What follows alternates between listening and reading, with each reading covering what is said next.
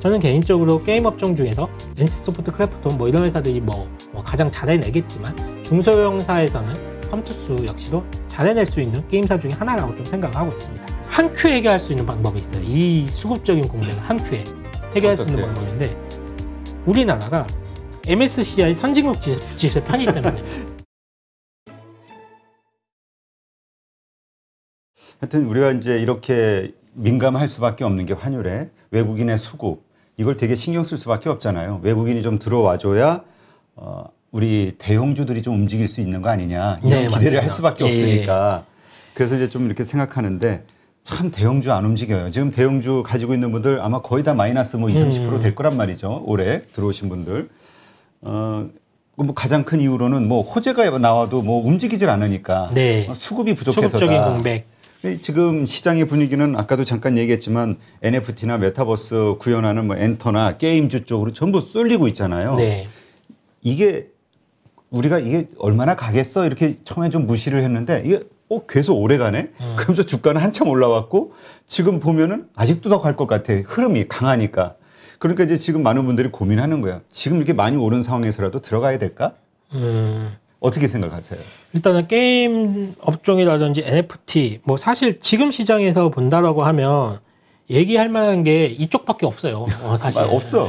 오르는 게. 네, 맞아요. 이게 아마 매번 출연하시는 분들마다 단골 소재가 될 것 같아요. 매일같이 지겨운데. 근데 이 얘기밖에 할 게 없어. 뭐 시장이 움직이는 게 게임 업종하고 NFT, 뭐 메타버스 이런 거밖에 안 움직이니까. 그래서 시장이 분명히 나뉘어져 있거든요. 지금 어떻게 보면 되게 심플해요. 제조업이냐, 비제조업이냐. 딱 나뉘어가지고 제조업 분야에는 흔히 말하는 경기민감주, 반도체, 자동차, 철강, 화학 이런 쪽이고, 비제조업에는 NFT, 뭐 메타버스, 눈에 보이지 않는 것들, 무형의 자산을 추구하는 것들, 이런 것들이 지금 차지하고 있거든요. 아마 고민이 되실 거예요. 내 건 언제 가요? 뭐 NFT 뭐 어디까지 가요? 뭐 이거 지금이라도 사야 돼요. 이게 아마 가장 큰 고민이실 거예요. 근데 사실 이걸 아는 사람이 없어요. 이게 아는 사람이 없고, 다만 대응을 할 뿐인데, 과거에 보더라도 이런 건 있었어요. 그러니까 경제 위기가 있고 난 다음에 지수가 이제 박스권에 갇힌 바가 있었잖아요. 대표적으로 2012년부터 한 2016년까지 거의 박스권이 한 4, 5년 동안 갇혀 있었을 때, 사실 이 당시에 지수 플레이를 했던 분들, 그러니까 흔히 말해서 대형주를 위주로 플레이했던 분들은 재미가 없었던 시장이에요. 정말 그 시대 시장은. 하지만 아이러니하게 주식으로 정말 큰 돈을 벌었다라는 분들이 굉장히 많이 탄생되는 시기가 바로 또 이 시기였습니다. 이게 왜 그러냐면 화려하게 개별 종목 장세를 보여주었던 시장이었거든요. 생각을 해보시면 그 당시에 뭐 화장품주들 뭐 날아가기 시작을 했었고, 뭐 삼성, LS 뭐 이런 종목들 뭐 20배, 30배씩 날아갔었고, 파라다이스, 뭐 한샘, 뭐 건자재 업체들 같은 경우에도 상당히 좋은 모습을 보였던 시장이었거든요.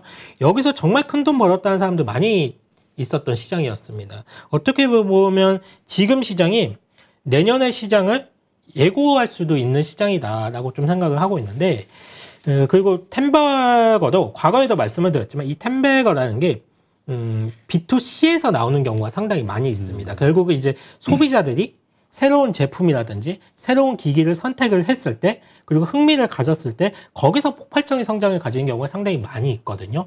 우리가 흔하게 생각을 해보면 최근에 이 스마트 기기, 그 스마트폰이 처음 나왔을 때 거기서 굉장히 스마트폰과 관련된 부품주들 정말 많이 갔었어요. 이제 FPCB를 만드는 업체들부터 시작해서 거기에 뭐 50배, 60배씩 가는 경우가 많았었거든요. 그러니까 이렇게 B2C 새로운 기계가 나왔을 때 과연 소비자들의 반응이 어땠느냐, 여기서 정말 큰 투자의 기회가 생기는데, 게임 업종은 대표적인 B2C 업종이죠. B2C 업종이라고 보고 있고, 과거의 모습을 생각을 해봤을 때 게임주에서는 사실 이런 새로운 산업과 관련된 새로운 트렌드가 만들어가고 있는 건 사실이거든요. 과거의 게임 산업의 트렌드를 보게 된다라고 하면, 우리가 이제 2000년도에 PC가 보급이 되고 온라인 게임이 이제 대세가 되었었잖아요. 그 이후에 2010년도에는 스마트폰이라는 게 등장이 되면서 모바일 게임이 그 중심을 옮겨갔습니다. 그래서 지금도 모바일 게임, 뭐 MMORPG 같은 경우는 대세로 자리 잡고 있고, 지금은 또 한 단계 레벨업이 돼서 P2E라는 새로운 개념이 지금 막 도입이 되기 시작했어요. 위메이드가 만든 거예요? 네, 위메이드가 지금 개념을 도입해서. 그래서 게임 업종은 또 한 번의 성장을 준비하고 있고, 이 블록체인 기술은 게임 내에서의 그런 폐쇄성을 낮춰주고 유저들 같은 경우에는 시간을 투자해서 돈을 번다라는 새로운 개념을 완전히 만들어 놓은 거고, 게임사들 같은 경우에는 기존 유저들의 현금 결제를 통한 아이템 구매를 한다든지 이런 거에서 벗어나서 플랫폼이라는 것을 새롭게 만들어서 이 플랫폼 안에서 수수료를 수취하는 이런 완전히 새로운 수익 모델, 그러니까 그동안 그전에는 없었던 완전 새로운 수익 모델을 지금 창출해내고 있거든요. 그래서 결국에는 제가 생각할 때 게임주들은 그렇습니다. 결국에는 게임이 재밌어야 돼요.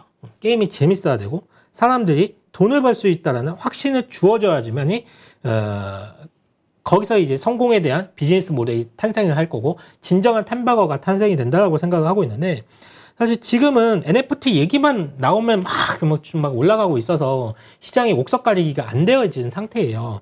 그래서 어떤 게임 업종을 골라야 되느냐, 뭐 지금이라도 사야 되느냐라는 관점에서 봤을 때 하나의 팁을 드리자면, 게임사들이 과거에 어떤 게임을 성공을 시켰고 얼마나 많은 유저들을 확보하고 있는지가 매우 중요해질 것 같아요. 그래서 그런 관점에서 본다라고 하면 1번은 역시 NC소프트하고 크래프톤이 될 수밖에 없습니다. 그러니까 NC는 어쨌거나 리니지라는 강력한 IP를 가지고 있고, 이게 블록체인 게임 개발을 공식화해 놓은 상태잖아요. 이번 그렇죠. IR 그 컨퍼런스 콜에서 조만간에 블록체인 게임을 내보내겠다라고 한 상태이기 때문에 NC소프트가 워낙 리니지 IP가 워낙 강해요. 이쪽이. 그렇죠. 영향력이 워낙 강하기 때문에. 일단 게임에서는 1, 2등을 다투던 회사니까. 맞습니다. 그래서 사실 이 코인 개발에서 이걸 코인과 연결시키는 이제 게임 회사들이 많아지잖아요. NC소프트 입장에서는 코인 개발하는 거는 일도 아닐 거예요. 코인 개발은 쉽죠. 예, 그건 일도 아니에요. 그 컴퓨터 전 세계, 그러니까 우리나라에서 컴퓨터 가장 잘한다는 사람들이 모여 있는 곳인데 아마 시간만 주면 거의 하루면 코인 개발해서 나올 겁니다. 이거는. 일단 NC소프트가 이 블록체인 쪽을 사업에 진출해서 뭔가를 게임을 내보내는 거는 정말 쉬운 일이기 때문에 조만간 이렇게 정말 이와 관련된 게임이 나온다라고 보고 있고, 크래프톤 역시 이 배틀그라운드라는 글로벌 IP를 보유하고 있기 때문에 대신에 크래프톤은 블록체인 관련된 게임 관련해서 언급한 바가 없어요. 아직까지. 그렇죠. 공식적으로 언급한 바가 없는데 못해서 안 하는 거 아니죠 지금. 그렇죠. 크래프톤 역시도. 아니 다 마음만 먹으면 모든 회사가 다 할 수 있죠. 맞아요. 시기를 지금 저울질할 뿐이라고 좀 보고 있고. 성과를 어디서 많이 거둘 수 있는 환경이냐, 이게 중요한 맞아요. 거지. 네. 드리고 싶은 말은 결국은 이 게임의 IP 활용이 핵심 중에 핵심이 될 겁니다. 이 IP 활용이. 그렇다라고 하면, 그런 관점에서 본다라고 하면 과거 PC로 또는 모바일로 즐겼던 유저들이 다시 유입될 수 있는, 그리고 오랜 기간 운영했던 경험을 바탕으로 게임의 완성도를 높일 수 있는 그런 게임사들이 어디인가, 이런 거에 대해서 항상 고민을 해보신다면 내가 게임 업종에 어떤 종목을 중장기 쪽으로 투자를 해봐도 되겠다라는 생각이 드실 것 같고요. 여전히 뭐 1, 2등은 NC소프트와 그러니까 크래프톤과 NC소프트가 1, 2등을 하고 있기 때문에 이런 대형사들이 시장을 리드할 가능성이 앞으로 점점 많아질 수밖에 없습니다. 네. 그리고 중형급 게임사 중에는 저는 개인적으로 컴투스를 가장 좋게 생각을 해요. 컴투스를 가장 좋게 생각하는데, 크래프톤이 뭐 시가총액이 한 27조 원 정도 되고 NC소프트가 한 17조 원 정도 되고 있고, 그 밑에 단을 본다라고 하면 펄어비스, 그리고 위메이드, 그리고 카카오 게임즈, 이런 업체들이 시가총액이 한 8조 원 정도 되거든요. 그리고 이제 각 회사들마다 신사업에 대한 구상도 다 다르고 적극적으로 이 신사업을 하겠다는 의지도 다 있어요. 그렇지만 이제 컴투스를 좋게 보는 이유는 아직 시가총액이 2조 원 수준을 간 넘어가는 수준이에요, 아직. 그리고 이 서머너즈 워라는 마찬가지로 강력한 IP를 컴투스는 가지고 있습니다. 이 서머너즈 워라는 게임 자체가 이 동서양에서 모두 성공을 거둔 보기 드문 게임이거든요. 물론 뭐 크래프톤의 배틀그라운드가 훨씬 더 큰 성공을 거두기는 했지만, 어쨌거나 정말 이 서머너즈 워 역시도 지금까지 다운로드 횟수가 1억 3천만 건 이상 다운로드 횟수가 됐고, 90개 국가에서 게임 매출 순위 1위를 기록한 게임입니다. 그리고 이게 북미와 유럽에서 굉장히 큰 성공을 거두었기 때문에, 사실 뭐 동남아에서 큰 성공을 거두는 것보다 북미 지역이라든지 유럽 지역, 그러니까 이쪽에서는 흔히 해서 좀 잘 사는 국가들이잖아요. 여기서는 노는 물이 좀 다르죠. 그렇기 때문에 이런 쪽에서의 그런 성공을 했다라는 그 경험치가 컴투스한테는 있기 때문에 그런 DNA를 활용한다라고 했을 때 컴투스의 시가총액이 지금 2조 원이라는 거는 상당히 좀 싸다라고 좀 생각을 하고 있습니다. 그래서 결국은 유저들이 게임을 하고 돈을 벌고 이를 현금을 교환하고 이래야 되는데 주머니 사정이 비교적 넉넉한 그런 국가들을 타겟으로 했다는 부분들이라든지 컴투스가 또 처음부터 이런 얘기를 했거든요. 컴투버스를 이제 한다라고 했는데 이 대상이 처음부터 그 유저들 대상이 타겟층이 성인들이에요. 지금 성인들을 타겟으로 했는데 이 성인을 처음부터 대상으로 한다는 것 자체가 타겟팅을 한다는 것 자체가 방향성 자체를 굉장히 좀 잘 잡았다라는 생각이 들고 있기 때문에 저는 개인적으로 게임 업종 중에서 NC소프트, 크래프톤 뭐 이런 회사들이 뭐 가장 잘해내겠지만 중소형사에서는 컴투스 역시도 잘해낼 수 있는 게임사 중에 하나라고 좀 생각을 하고 있습니다. 네, 사실 지금 우리가 이제 돈을 벌려면 주도주에서 놀아야 된다, 주도 섹터에서 놀아야 된다 이런 얘기 많잖아요. 네네네. 네, 그게 또 그 맞는 얘기이기도 하고. 근데 이제 지금 주도주라는 거는 한 번 주도주가 그 섹터가 그 테마가 망가질 때까지 계속 주도주로 생존할 것이냐 아니면 그 테마 자체에 내에서도 주도주의 변화가 있을 것이냐. 요건 좀 다른 문제잖아요. 일단 어떻게 보세요? 일단은 다 같이 움직일 겁니다. 그러니까 첫 번째 지금 예를 들어서 지금 위메이드가 주도주라고 하면 네. 이 위메이드가 이 테마의 소멸시까지 끝까지 주도주로 갈 거라고 생각하시는지 혹은 다른 것이 다시 주도주로 바톤 터치를 할 수 있을 것인지 어떻게 생각하시는지. 저는 위메이드가 주도주 역할을 계속적으로 할 가능성이 높다라고 보고 있어요. 왜냐하면 시장에서 일단은 그 방향키를 정해주는 게 일단은 위메이드거든요. 위메이드가 만약에 풀어지는 순간 게임사들 다른 게임 업종들 역시도 같이 풀어질 가능성이 높습니다. 그래서 그렇게 한번 물갈이가 되고 난 다음에 다음번에 주도 업종은 바뀔 수가 있어요. 주도 종목은 바뀔 수가. 테마가 주도 종목이 바뀔 수가 있어요. 게임주 내에서. 한번 부러지고 난 다음에는 위메이드가 부러지고 게임 업종이 전반적으로 조정이 나오고 그 다음에 다시 한번 상승이 나올 때는 위메이드가 또 갈 수도 있지만 거기서 재상승이 나올 때는 이 게임 업종 내에서 다른 종목이 주도주 역할을 하면서 그때는 뭐 NC소프트가 됐든 크래프톤이 됐든 뭐 카카오 게임즈가 됐든 다른 게임사에서 바뀌어서 올라갈 가능성은 있습니다. 그래서 네. 그런 식으로 좀 저는 생각을 좀 하고 있어요. 네. 그러니까 이게 테마가 살아있을 때 주도주가 바뀌는 일보다는 한번 부러졌고 나서 다시 그 테마가 형성이 될 때 그때 주도주가 바뀌어서 나올 것이다. 네, 맞습니다. 이게 가까운 기억을 해보신다라고 하면 한 2년 전쯤에 수소 관련 종목들이 한번 난리가 나면서 막 주가가 올라간 적이 있었어요. 그 당시 생각을 해보신다라고 하면 정말 이제 수소의 숫자만 이렇게 딱 냄새만 풍기더라도 막 주가가 올라가던 시기 2년 전쯤에 있었습니다. 지금 똑같아요. 게임 업종에서 NFT 딱 냄새만 풍기더라도 올라가듯이 그 당시에는 수소의 숫자만 붙어도 올라가는 시기가 있었거든요. 근데 이게 사실 우리 돌아보면 매년 있는 일 아니에요? 작년에는 그 진단 키트가 이랬고 그 전에는 5G. 항상 시장에서는 돈이라는 거는 항상 테마를 쫓아다니니까. 그렇죠. 근데 뭐 이 수소와 관련된 얘기를 왜 드리냐면 당시에 2년 전쯤에 그게 가장 큰 시세를 내고 대장주 역할을 했던 종목들이 지금은 수소 관련 종목들이 움직일 때 못 올라가요. 안 올라가요.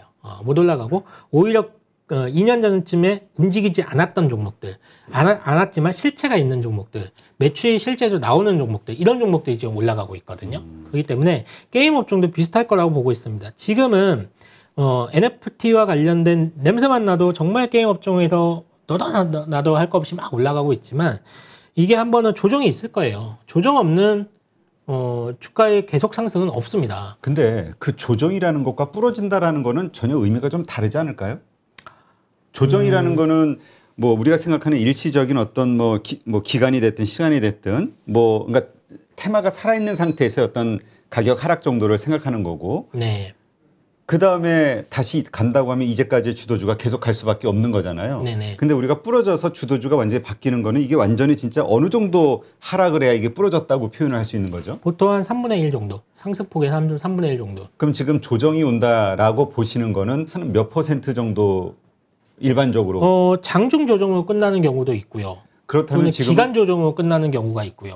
그러니까 그렇다면 지금은 조정은 있을지언정 아직 부러질 단계는 아니다. 네, 이렇게 맞습니다. 보시는 거군요. 그렇게 보고 있고, 그러니까 말씀을 하셨지만 오늘 역시도 장중에 조정은 있었어요. 오전에. 오전 보면 보통 밑꼬리가 되게 많이 달굼게 올라왔거든요. 오늘은 장중 조정은 끝났습니다. 근데 기간 조정이 이어질 수도 있고 장중 가격 조정이 있을 수는 있지만 이게 뭐 지금 시장 여건을 본다라고 했을 때 대형주가 움직이지 못하는 상황에서는 이게 뭐 20, 30%가 부러지는 그런 현상은 나타나기는 좀 힘들지 않을까라고 보고 있고 가격 조정과 기간 조정은 나타날 수가 있죠.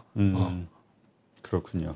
아니 왜 이 말씀을 드리냐면 지금 말씀대로 이 섹터 내에서 주도주가 분명히 바뀔 때가 있을 것이다. 요걸 기대하고 지금 불안하잖아요. 그러니까 다음번 주도주, 그러니까 이 테마에 한번 뭐 조정이 됐든 뭐 부러지든 그 다음에 다시 떠오르는 새로운 주도주가 무엇이 될 것이냐에 대해서 고민을 하면서 뭐 예를 들어서 NC가 됐든 컴투스가 됐든 찾아서 그거를 이제 노리고 있는 그런 분들도 좀 있거든요. 맞습니다. 그래서 이제 이걸 어떻게 우리가 계산을 해봐야 되는지 궁금해서. 그래서 새로운 다음 주도주가 만약에 바뀐다라고 했을 때 주도주가 위메이드가 지금은 누가 봐도 대장이지만 그렇죠. 그게 이제 바뀐다라고 했을 때 그 대안이 될 수 있는 종목들이 앞서 말씀드렸지만 NC소프트라든지 크래프톤이 가장 그래도 유망해 보이고 그 다음 타자가 될 수 있는 게 저는 개인적으로는 컴투스라고 좀 생각을 하고 있어요. 바뀐다라고 하면. 바뀐다라고 하면.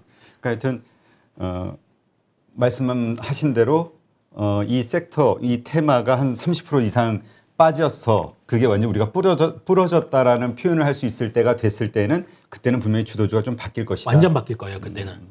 아예 지금 언급도 안 됐던 게임주 중에 다음번 주도주가 될 수도 있고요. 그렇죠. 그러니까 그게 다시 살아날 때는 살아나는 이유가 있겠죠. 그렇죠. 그 이유를 가진 회사가 아마 주도주가 그렇죠. 되겠죠. 네, 맞습니다. 그거를 우리가 지금 기회를 좀 놓치고 마음 아파하시는 분들은 이런 거라도 가지면서 좀 위안을 삼아야 되지 않을까. 다음번 이게 부러져고 이랬을 때 다시 살아날 때 그때는 내가 놓치지 않으리라. 맞아요. 기회는 옵니다. 기회는 옵니다. 이게 새로운 그러니까 이런 부분들은 다들 인정하시잖아요. 메타버스라든지 NFT라는 이런 새로운 산업 자체가 앞으로 대세가 되고 트렌드가 될 거라는 거는 다들 공감을 하시잖아요. 그렇죠. 다만 주가가 너무 올라갔기 때문에 손이 안 나간다는 것 뿐이잖아요. 2차 전지 업종도 그랬어요. 과거 4, 5년 전쯤에 본다라고 하면 정말 그때도 주가가 많이 올라갔을 텐데 그 2차 전기차라는 게 대세가 된다는 거는 다들 알고 있었지만 주가가 너무 많이 올라서 손이 안 나갔었거든요. 하지만 다 조정이 나왔습니다. 조정이 나왔었고 게임 업종이든 메타버스든 NFT든 이와 관련된 종목들도 분명히 조정이 나올 거예요. 조정이 나오겠지만 그 조정을 이용해서 우리가 매수를 하기 위해서 그 조정을 그 조정이라는 것을 기회로 잡기 위해서 지금부터는 계속적으로 공부를 하고 스터디를 할 필요가 있어요. 근데 또 조정이 나오면 안 보세요. 그러니까 이거를 잊지 않아야 될 것 같아요. 왜냐면 이게 조정이 나오면 다른 섹터가 막 움직이면 이쪽이 또 그렇지. 그러니까 지금은 워낙 강하고 모든 관심이 메타버스나 NFT 게임즈에 몰려 있으니까 그래 내 다음번에 매수할 기회가 오면 꼭 사야지 이랬다가 이게 다시 시들해지고 이러면은 아마 생각도 안 날 거라. 왜냐면 다른 종목들이 막 움직이니까. 그때 움직이고 있는. 그러니까 사람이 좀 미리 가서 길목을 지키고 있으면 좋은데 우리는 이상하게 지금 대중의 관심을 받아서 그래도 상당히 오른 다음에야 자꾸 관심이 가는 게 일반인들의 생각이다 보니까. 이 일반인뿐만 아니라 모든 사람들이 다 그렇습니다. 그러니까 이 본성을 어그러야 돈을 벌 수 있다고 거슬러야. 그러니까 산업이 성장하고 이 산업 자체가 초기 산업이라는 것을 계속 리마인드를 시킬 필요가 있어요. 이거는 큰 기회가 오는 산업이라는 것을 큰 돈 벌 수 있는 기회라는 것을 계속 리마인드를 시키면서 우리가 되새길 필요가 있습니다. 근데 저도 이제 노트 좀 필기를 해놔야 되겠어. 게임주가 부러지고 나서 그 다음 떠오르는 이유를 가진 다시 그 테마를 살리는 이유를 가진 게임주 무조건 사놓자. 네. 이렇게 좀 각인을 좀 해가지고 일주일에 한 번씩 이렇게 보면서 지금 내가 비록 위메이드를 놓쳤지만 그러니까 지금 이렇게 게임 업종을 놓치신 분 또 NFT를 놓치신 메타버스를 놓치신 분들은 실망하실 필요 없어요. 분명히 가격 조정은 줄 것이고요. 다만 그 가격 조정에 주었을 때 그 기회를 잡으셔야죠. 그때는. 자, 지금 못 가지고 있어서 마음 아픈 분들 그리고 속상한 분들 우리 이렇게라도 위안을 갖자고요. 꼭 다음번에는 내가 게임주로 돈을 벌 수 있다. 자, 정말 이러한 주식들을 가지고 있는 분들은 지금 아마 가장 해피할 거예요. 가장 주식이 정말 쉽다. 주식 할만하다. 왜 수익이 자꾸 엄청나게 불어나고 있으니까. 그렇죠. 댓글창을 봐도 우리 그런 분들 많거든요. 근데 이제 정말 우리 대형주가 됐든 경기 민감주 가지신 분들 지금 상황 정말 안 좋죠. 계좌 전부 파란불이고. 자, 이런 분들 현실적 고민. 지금 팔아야 될까? 옮겨 타야 될까? 아니면 버텨야 될까? 어떻게 생각하세요? 이 반대쪽 사이드를 가지고 계신 분들은 진짜 힘들어요. 그러면 그렇지. 그쪽 분들은 사실 시장이 지금 주도업종에서 자금이 나와가지고, 그러니까 이쪽 앞서 말씀드렸던 메타버스 쪽이라든지 이런 쪽에서 자금이 나와가지고 순환매가 돌아야 되는데 전혀 그러지 못하고 있어요. 그러다 보니까 별다른 악재가 없음에도 불구하고 자동차, 반도체, 화학, 철강 이런 쪽은 매도가 계속 나오는 거예요. 이게 지치는 거거든요. 그러니까 다들 심리 똑같습니다. 저쪽으로 가면, 옆 동네에 가면 하루에도 20%가 올라가고 하루에도 30%가 올라가는데, 내 계좌 수익률에 경기 민감주 같은 경우에는 실적도 좋고 다 좋다고 하는데 마이너스 20%가 찍혀 있어요. 그러면 이걸 팔아가지고 적어서 옮겨 타서 하루만 20% 먹으면 손실폭이 다 맺어지는데, 그러니까 그 생각이 가끔 날 때가 있거든요. 그 생각이 나니까 사람들이 참다 못해서 이제 매도가 나가는 겁니다. 매도가 나가고 저쪽에서 한번 해볼까라는 생각을 가지게 되는데, 그런 매도가 나오다 보니까 또 멀쩡한 주식도 조금씩 흘러내려요. 이게 악순환이 좀 되는 건데, 사실 그리고 또 하나 그러게 할 때 겁나는 게 주변에서 그러거든. 이런 그 평범한 개인 투자자, 그러니까 이 투자자의 입장에서 이런 생각이 들고 이런 액션을 참다 못해서 하려고 하는 이 순간이 바닥이다. 이런 얘기도 들리니까 또 겁나는 거라. 맞아요. 팔고 나서 날아갈까 봐. 사실 지금과 같은 시장, 지금 한 업종에만 쏠려가지고 나타나는 시장이 계속되어 이런 법은 없어요. 언제가 결국은 작은 빌미를 가지고 시장이 확 바뀔 가능성이 높은데, 제가 볼 때는 지금 가지고 있는 종목들을 팔고 NFT 관련 종목을 산다? 이건 좀 아닌 것 같아요. 물론 앞서 이제 게임업 쪽에 대한 긍정적인 시각을 좀 저도 갖고 있는 건 맞는데, 이런 게임업 쪽이 긍정적이라고 했을 때 내가 다른 섹터 쪽에 있는 종목을 팔아서 옮겨라, 이런 건 아니에요. 이런 종목은 아니고, 사실 이제 근본적으로 봤을 경우에 이 대형주 쪽이 지금 힘을 못 쓰는 이유는 단 하나의 이유예요. 수급 공백이에요. 수급 공백. 수급이 없어요. 지금 매수를 유지할 수 있는 수급이 없거든요. 외국인이 결국은 이 시장을 끌어올려줘야 되는데, 앞서 말씀을 드렸지만 외국인은 뭐 패시브 자금에서는 계속적으로 매도가 나갈 수밖에 없는 상황들, 이런 상황들 때문에 외국인의 매도세가 이어진다라고 하면 결국은 국내 증시에서 누가 대형주를 끌어서 올릴 것인가. 사실 수급이 공백이 있거든요. 그렇죠. 예, 뭐 올해 내내 정말 힘을 보여줬던 개인 투자자들 역시도, 이 개인 투자자들에서 진짜 큰 돈을 운영하시는 분들은 지금 만나보면 연말까지 주식을 살 생각이 없어요. 지금 주식 사면 뭐 할 거예요? 그치. 연말 되면 또 팔아야 되는데. 그러니까 지금 해가지고 얼마 벌겠어? 이런 얘기 하시는 분들이 있어요.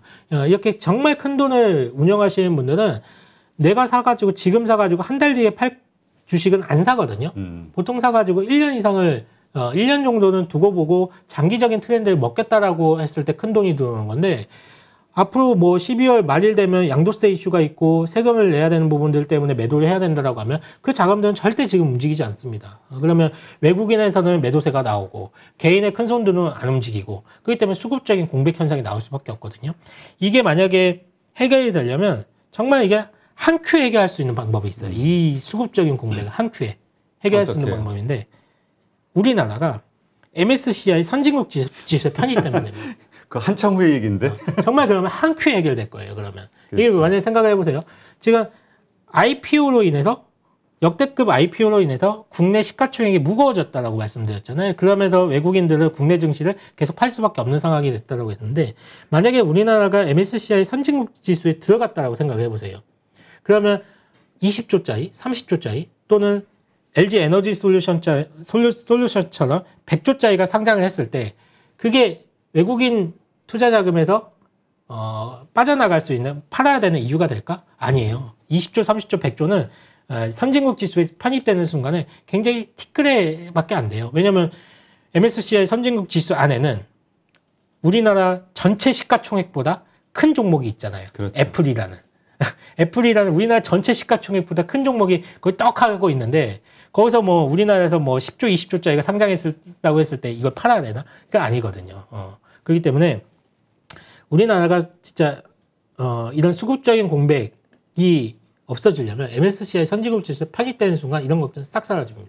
근데 이건 이제 빨리 편입이 됐으면 좋겠어요. 저 정부 정책 당국자들의 어떤 결정이 필요한 거라. 그리고 하겠다라고 뭐라 하는데 뭐 여러 가지 뭐 여건이 그러니까 MSCI 측에서 요구하는 조건이 좀 있죠. 이렇게 뭐 환율 시장부터 환율 시작해서 24시간 거래될 수 있게 뭐 이런 요건들이 있는데 그런 부분들을 사실 정부에서 그냥 공무원들이 잘 논의를 해서 해결해 주면 좋은데 아직 이런 것들이 아직 해결되지 않는 부분에 있어서 참 안타깝습니다. 네. 하여튼 한국 시장의 좀 더 성장 그리고 그게 결국 기업들의 성장이니까 주식시장이 활성화되고 커져야 기업들이 정말 나스닥 보세요. 미국 기업 얼마나 뭐 혁신이 막 일어나잖아요. 맞아요. 투자자들이 돈을 계속 갖다 주니까. 전 세계에서 지금 몰려들잖아요. 그렇죠. 그러니까 한국도 역동적이 되려면은 정말 뭔가 이렇게 규제를 많이 풀어줘야 돼요. 뭔가 혁신이 좀 필요한데 하여튼 정부 정책 당국자들이 일단 기본적으로 선진 시장을 좀 만들어 보자 이런 생각을 좀 가지고 있어야 되는데 금융에 대해서는 워낙 보수적들이라 맞아요. 네, 하여튼 이게 IMF 때 많이 당해봐서 환율에 우리가 지금 귀에 있는 거야. 그 공포심 환율에 있어요. 대한 그리고 또 이게 하나 바뀐다고 했을 때 시스템이 바뀌어야 되는 게 많잖아요. 일단 공무원 입장에서 일이 엄청나게 많아지지. 맞아요. 우리 일 만드는 거 싫잖아요. 네, 맞아요. 그런 것도 좀 있을 것 같아.